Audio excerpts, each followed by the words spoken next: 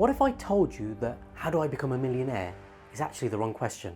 I know, that sounds like exactly what a life coach would say, but stay with me because this is Reframe. You could genuinely change the trajectory of your life. In all my years of coaching high achievers, executives, and people standing at some of the biggest crossroads of their lives, I've noticed one consistent pattern.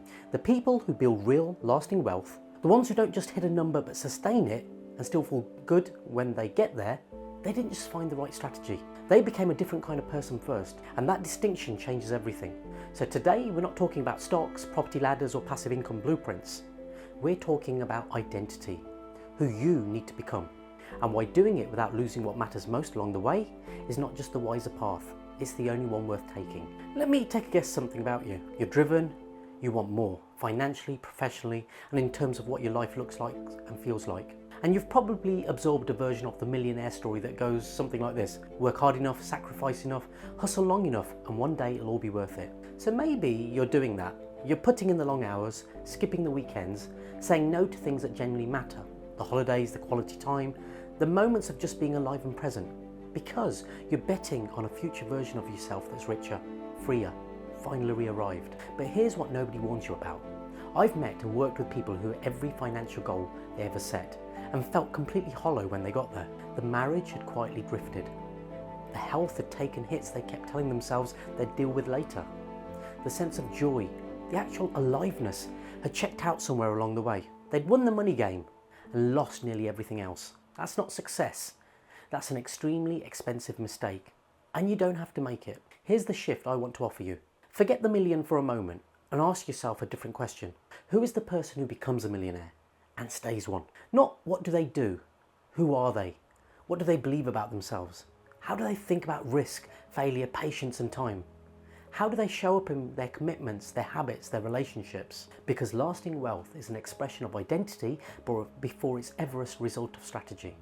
The money follows, but the person has to come first. Morgan Housel writes in The Psychology of Money, the ability to do what you want when you want with who you want for as long as you want is priceless.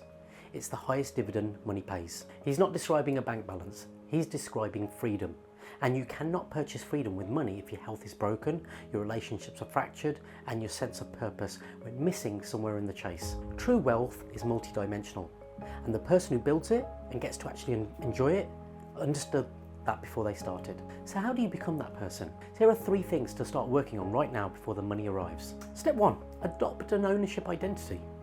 People who build wealth don't see themselves as victims of circumstance. They don't sit and wait for the conditions or the right break. They ask, what can I do here? What's within my control? What's my next move? They operate from a deep sense of personal agency. That doesn't mean life is always fair, it very often isn't. But it means they refuse to let their circumstance define their ceiling. Start practicing this today. In every setback, ask yourself, what is one thing I can take full ownership of here? That single question, applied consistently, will fundamentally shift how you move through the world. Step 2, examine your money story. Yes, understand compound interest, assets versus liabilities, investment vehicles. Financial literacy matters, but there's a deeper layer that most people never touch. It's your relationship with money. The beliefs absorbed in childhood about whether you deserve abundance, whether success is safe, whether wealth is for people like you. These invisible scripts run quietly in the background of every financial decision you make, and they will sabotage every right move until you bring them into the light. Work with a coach, see a therapist, find a trusted mentor, read widely, get genuinely curious about your own patterns, because that curiosity is where everything starts to shift. Warren Buffett once said, the most important investment you can make is in yourself. He wasn't being philosophical, he meant it practically. The person who understands their own wiring, their blocks, their relationship with risk and reward, that person has a profound and lasting competitive advantage. Invest in that first. Step 3, define wealth across every dimension of your life and build towards all of it. This is perhaps the most important step of all. Before you chase any number, get absolutely clear on what a wealthy life looks like for you in full. Not just the finances, what does your health look like? Your relationships, your sense of meaning and contribution, your time, the freedom to spend it on what genuinely matters to you.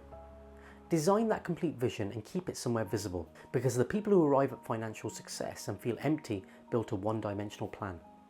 They won one game while quietly losing several others. You don't have to make that trade. Build with the whole picture in the frame from day one. Let your finances grow in the service of your full life, not instead of it. So here's a challenge for you. Set aside just 20 minutes and write down your answer to this question.